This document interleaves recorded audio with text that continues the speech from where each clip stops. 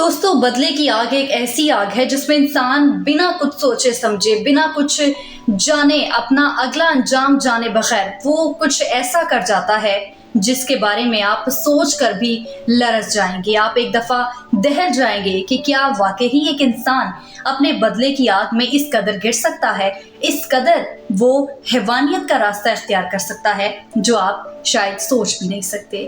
ناظرین، ایسا ہی کچھ واقعہ میں آج آپ کے سامنے لے کر آئی ہوں۔ امید کرتی ہوں آپ سب خیریت سے ہوں گے۔ میں ہوں آپ کی میزبان سعدیہ نور راجپوت۔ ناظرین، 9 مارچ 2012 یوکرین کا علاقہ جس میں ایک عمارت میں ایک بچی 18 سالہ بچی کمبل میں لپٹی ہوئی اور اس کمبل کو آگ لگی ہوئی ہے۔ ناظرین، وہ کمبل جل رہا ہے اور اس میں وہ بچی جل رہی ہے اور وہ چیخ رہی ہے، چیخو پکار کر رہی ہے، اپنی زندگی اور موت کے درمیان میں وہ لڑ رہی ہوتی ہے۔ ناظرین، اسی دوران وہاں پہ ایک شخص کا گزر ہوتا ہے جو صبح کے وقت اپنے کام کے لیے نکلا ہوتا ہے، اپنے آفس، اپنے دفتر کی جانب اپنے کام کے لیے جا رہا ہوتا ہے۔ خدا کی کرنی ایسی ہوتی ہے کہ جہاں پہ اس بچی کو جلایا جاتا ہے، جہاں پہ اس کو پھینکا جاتا ہے، جہاں پہ وہ چلا رہی ہوتی ہے، اپنی زندگی بچانے کے لیے پکار رہی ہوتی ہے، وہیں پہ اس شخص کی جا کے گاڑی خراب ہوتی ہے۔ اس سے کچھ فاصلے پہ جب اس کی گاڑی خراب ہوتی ہے تو وہ یہ سوچتا ہے، وہ شخص یہ سوچتا ہے کہ شاید میں تھوڑا سا آگے پیدل چلوں گا تو ہو سکتا ہے کوئی لفٹ مل جائے مجھے، کوئی گاڑی کو میں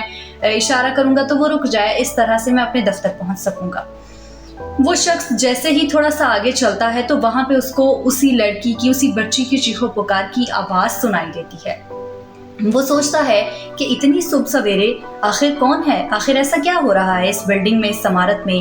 ناظرین، یہاں پہ میں آپ کو یہ بھی بتاتی چلوں کہ وہ عمارت ابھی زیر تعمیر تھی، ابھی وہ عمارت بن رہی تھی، ابھی وہ اس میں کنسٹرکشن کا کام جاری تھا۔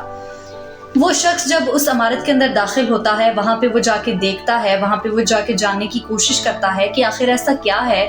وہ اس چیخ و پکار کی آواز سن کر جب وہ اندر جاتا ہے تو وہ کیا دیکھتا ہے کہ ایک بچی ایک کمبل میں لپٹی ہوئی ہے اور اس کمبل کو آگ لگی ہوئی ہے۔ دوستو، وہ شخص فوراً سے پولیس کو کال کرتا ہے کیونکہ یہ ایک پولیس کیس ہی تھا۔ اس کو یہ لگا کہ آگے کی کیا تحقیقات ہیں، کیا معاملات ہیں، پولیس آ کے خود ہی اس بارے میں جانچ پڑتال کرے گی۔ جیسے ہی پولیس آتی ہے وہ اس بچی کو لے کر جاتی ہے، ہاسپٹل لے کر جاتی ہے، اور آگے کی کہانی کیا ہے، جو تمام حقائق تھے وہ جب پولیس کو پتہ چلے، ناظرین، جو میں آپ سے شیئر کرنے جا رہی ہوں، وہ ایک دفعہ سن کر آپ کی روح کانپ جائے گی، آپ کے رونگٹے کھڑے ہو جائیں گے کہ آخر ایسا کیسے، یہ کیسے ہو سکتا ہے، ایک انسان ہو کے دوسری انسانی جان پر اتنا ظلم کیسے کر سکتا ہے، اور وہ بھی محض ایک 18 سال کی بچی پر۔ ناظرین، شروعات سے ہم شروع کریں گے۔ 10 اکتوبر 1993 اکسانہ کی پیدائش کا دن۔ جب یہ اکسانہ پیدا ہوتی ہے اس کے کچھ ہی عرصے بعد اس کے والدین میں علیحدگی ہو جاتی ہے۔ وہ اس کی والدہ، اکسانہ کی والدہ، اپنے ہسبینڈ سے، اکسانہ کے والد سے علیحدگی اختیار کر لیتی ہے کیونکہ ان میں آپس میں بہت ناچاکی تھی، ان کے آپس میں ان کو لگا کہ شاید ہم آگے کی زندگی ساتھ نہیں گزار سکتے، اس لیے انہوں نے علیحدگی اختیار کر لی۔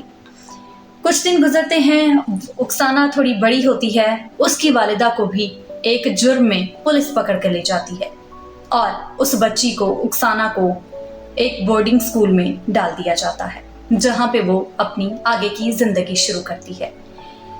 لیکن ناظرین، یہاں پہ یہ بات بھی بڑی ضروری ہے کہ جیسے ہی اکسانہ اس بورڈنگ سکول میں جاتی ہے، اس ہاسٹل میں جاتی ہے، وہاں پہ جا کے اکسانہ میں بھی کچھ بری عادات، کچھ بری خصلتیں آنا شروع ہو جاتی ہیں جس کی وجہ سے لوگ وہ اس کو اچھا بھی نہیں سمجھتے۔ چوری چکاری کی عادت پڑ جاتی ہے، اکسانہ چوری چکاری کرنے لگتی ہے، ادھر ادھر ہاسٹل میں ساتھیوں کی، اپنے کلاس فیلوز کی، اپنے کچھ دوستوں کی وہ چیزیں غائب کرنا شروع کر دیتی ہے۔ اس عادت کی وجہ سے اکسانہ کے دادا دادی نے بھی اس کو ڈانٹا، اس کو سمجھانے کی کوشش کی، لیکن شاید اکسانہ اس چیز کو نہیں سمجھ پائی، اس نے وہ اپنی چیزیں ویسے ہی جاری رکھی۔ جب وہ ہائی اسکول میں پہنچتی ہے، وہاں پہ اس میں کچھ اور بری عادات آنا شروع ہو جاتی ہیں، جن میں شراب نوشی، بار جانا اور اس کے علاوہ ڈرگز لینا، یہ وہ چیزیں اس میں آ جاتی ہیں۔ وہ ڈرگز لینا شروع کر دیتی ہے۔ ناظرین، یہ اکسانہ کوئی اتنی امیر نہیں تھی، اتنی کوئی دولت نہیں تھی اس کے پاس کہ یہ خود سے اپنی چیزیں افورڈ کر سکے۔ جب یہ باہر جاتی ہے تو وہاں پہ بیٹھے ہوئے لوگ بھی اس کو बुलाते हैं, इसको शराब नोशी की जब वो ऑफ़र करते हैं तो ये उनके पास बैठ के भी शराब नोशी करती थी, उनके पास बैठ के ड्रग्स लेती थी। यहाँ पे एक ये बात भी मैं आपको बताती चलूँ कि ये उकसाना, इतनी बुरी आदतें होने के बावजूद इसमें लोग इसको पाना चाहते थे, इससे बात करना चाहते थे, इसके आसपास रहना चाहते थे, क्योंकि उकसाना एक बहुत ही खूबसूरत और एक बहुत ही खुश अखलाक लड़की थी और बहुत ही प्यारी शक्ल सूरत की ये बच्ची थी। आगे बढ़ते हैं नाज़रीन।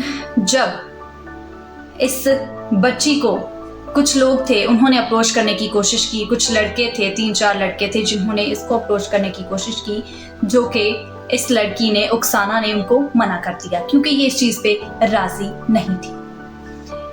कुछ दिन गुजरे, ये लड़की फिर उसी बार में जाती है, रूटीन वाइज जिस बार में जाती है वहाँ पे ये एक बार फिर जाती है रात के टाइम। वहाँ पे जाके बैठती है, अपना वो जो भी शराब नोशी, ड्रग्स लेना, ये वो चीज़ें वो अपना एंजॉय कर रही होती है बैठ के। ख़ुद को खुश रखने के लिए वो अपना एक माहौल बना के बैठी होती है। वहाँ पे नाज़रीन 3 लोग आते हैं, 3 लड़के आते हैं। पहले भी आते जाते थे उस बार में। उकसाना के साथ उनकी पहले भी ठीक ठाक अलेक्स लैग थी, अच्छी खासी दोस्ती तो नहीं कह सकते लेकिन अलेक्स लैग थी। उकसाना कुछ हद तक उनको जानती भी थी क्योंकि रोज़ आना जाना, मिलना मलाना, तो इसलिए वो उनको जानती थी। जब उस बच्ची को, यहाँ पे मैं आपको ये भी बताती चलूँ कि उनमें से एक लड़का ऐसा भी था जिसने उकसाना को अप्रोच करने की कोशिश की, उसको ऑफ़र कराने की कोशिश की, लेकिन उकसाना ने उसको मना कर दिया।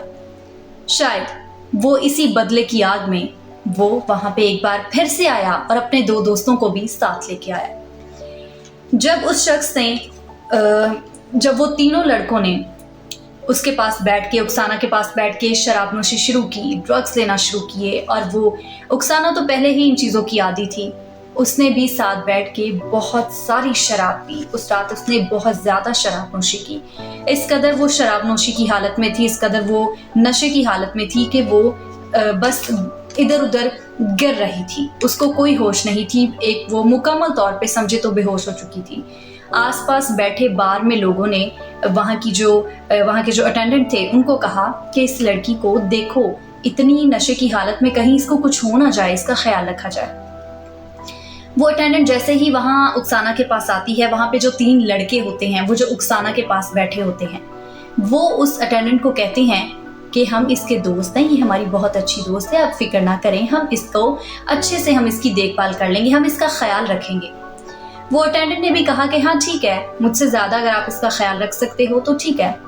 वो अटेंडेंट वापस चली जाती है। वो अटेंडेंट जैसे ही वापस जाती है तो ये तीनों लड़के उस बच्ची को, उकसाना को लेके बाहर निकल आते हैं। बार से वो बाहर निकल आते हैं। उनमें से एक लड़का उसके घर लेके जाने की उसको कोशिश करते हैं, उसको उसके घर में ले जाया जाता है, और वो जिस लड़के के घर में उसको ले जाया जाता है, वो लड़का इस कदर चालाक था कि वो बाहर से निकलते वक्त वो अपने वालिदैन की तरफ चला गया ताकि कल को कोई एविडेंस मिले, कुछ हो, कोई मामला हो, कोई पुलिस केस बने, तो सबको यही लगे कि मैं तो अपने घर में था ही नहीं। कुछ देर बाद वो लड़का फिर वापस आ जाता है। तब तक वो उस लड़की को लेके बाकी दोस्त वहाँ उसके अपार्टमेंट में, उसके घर में पहुँच चुके होते हैं। वहाँ पे उसके साथ उन्होंने उसको जिनसी ज़्यादती का निशाना बनाया। नाज़रीन, वो लड़की उकसाना बिल्कुल बेहोश थी। उनमें से जब एक लड़का उकसाना की तरफ जाता है तो उकसाना इतनी मदहोशी की हालत में, इतनी बेहोशी की हालत में भी उसकी अचानक आंख खुलती है और वो उस लड़के का चेहरा देख लेती है। उन तीनों दोस्तों में से एक दोस्त का वो चेहरा देख लेती है और वो उसको पहचान लेती है। वो लड़का उस वक्त इस कदर डर जाता है कि हो सकता है कि ये मुझ पे कोई इस तरह का केस ना बन जाए, मुझको फांसी पे ना चढ़ा दिया जाए। वो लड़का उकसाना को मारने की कोशिश करता है, उसका गला दबा देता है। जब उसका गला दबा देता है, जब वो उकसाना गिर जाती है तो वो दोस्त बाहर भागा भागा अपने दूसरे दोस्तों के पास आता है और उनको कहता है कि ऐसा हुआ ना, उकसाना की आंख खुल गई और उसने मुझे देख लिया और मैंने उसको मार दिया है। अब इसको कहाँ ले जाया जाए, इसको कहाँ छुपाया जाए। नाज़रीन, वो दोनों दोस्त, बल्कि तीनों दोस्त मिलके उसको एक कंबल में लपेटते हैं। बेहोश हुई उकसाना को उनके नज़दीक वो मर चुकी थी। कंबल में लपेटते हैं। कंबल में लपेटने के बाद उसके ऊपर 2-3 और तकिए वगैरह बिस्तर रख दिए जाते हैं ताकि लोगों को ये लगे कि ये कोई घर का सामान ले जाया जा रहा है। उसको जब लेके जाते हैं तो वो अचानक से कंबल से वो गिर जाती है, तो वो उनको शक हो जाता है कि ये उक्साना तो अभी जिंदा है। इससे पहले कि वो उसके बारे में कुछ सोचते कि क्या किया जाए, वो उस इमारत में लेके जाते हैं और उक्साना को भी वो इतनी होश में नहीं आती कि वो उनसे भागने की कोशिश करती या अपनी जान बचाने की कोशिश करती है।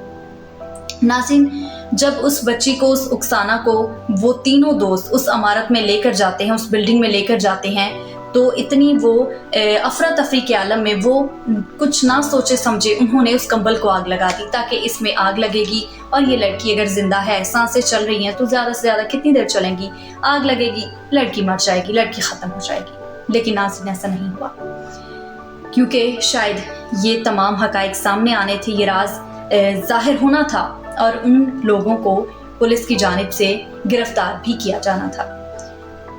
जब वो लड़की को वहाँ पे फेंका जाता है, तो जैसे कि स्टोरी के आगाज़ में मैं आपको बता चुकी हूँ कि कैसे एक शख्स वहाँ से गुजरा और उसको अस्पताल तक पहुँचाया और पुलिस तक तमाम हक़ाइक़ पहुँचे। इतनी वो जल चुकी होती है, इस कदर वो झुलस चुकी होती है कि उसका एक बाजू और एक टांग, डॉक्टर्स की जानिब से ये कहा गया कि ये हमें काटना पड़ेगा, क्योंकि उसके जिस्म के अज़ा इस कदर जल चुके थे, इस कदर ख़त्म हो चुके थे कि शायद उसके बचने की उम्मीद नहीं थी।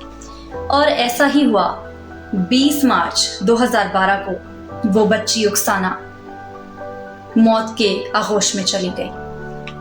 पुलिस की जानिब से उन लोगों को जब गिरफ्तार किया गया, उनको जब पकड़ा गया, हक़ाइक़ तमाम सामने आ गए, तो पता चला कि इस बदले की आग में इन चीज़ों के पीछे की क्या हक़ाइक़ थे, जो वजूहात थी, वो खुलकर सामने आ गई। उन्होंने कहा कि हमने बदले की आग में ये सब कुछ किया, उक्साना ने हमें मना किया था, हमने इसको ऑफ़र कराई तो इसने हमें ठुकरा दिया, जिसकी वजह से, जिसकी बिना पे हमने इसको इस तरह से मार दिया। नाज़रीन, उन तीनों दोस्तों में, उन तीनों कातिलों में 2 पुलिस ऑफिसर भी थे जो कि इस जुर्म में मुलविस पाए गए। 21 नवंबर 2012 को उनको सज़ा सुना दी गई। नाज़रीन, आज की कहानी, आज का ये जो भी वाक़या था, इख्तिताम को पहुंचा। उम्मीद करती हूँ आपको ये कहानी, ये स्टोरी पसंद आई होगी। हमारी अगली वीडियो तक के लिए मुझे दीजिए इजाज़त। अल्लाह हाफ़िज़।